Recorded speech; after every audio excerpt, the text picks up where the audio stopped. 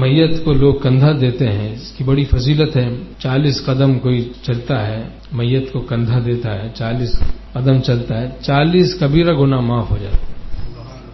تو اس کو کندھا دینے کا طریقہ یہ ہے کہ میت کا جس طرف دایاں ہاتھ ہو، دائیں کندھے پہ پہلے اٹھائے، آج کل کے حوالہ ہوتا ہے جیسے دائیں کندھے پر اٹھائے دائیں ہاتھ کی طرف سے اور 10 قدم چلے، پھر دائیں پیر کی طرف سے اٹھائے میت کو دائیں کندھے پر اپنے اور 10 قدم چلے، پھر بائیں ہاتھ کی طرف سے میت کو اپنے بائیں کندھے پر اٹھائے الٹے کندھے پر اور 10 قدم چلے، پھر میت کے بائیں پیر کی طرف سے اپنے بائیں کندھے پر اٹھائے اور 10 قدم چلے۔ اس طریقے سے 40 قدم پورے کریں، کوشش کرے، اس بڑی فضیلت ہے، 40 کبیرہ گناہ معاف ہو جائے۔ اور نماز جنازہ کہیں ہو تو اس کو موقع غنیمت سمجھنا چاہیے، پڑھ لینا چاہیے، بہت پہاڑ کے برابر ثواب ملتا ہے نماز جنازہ۔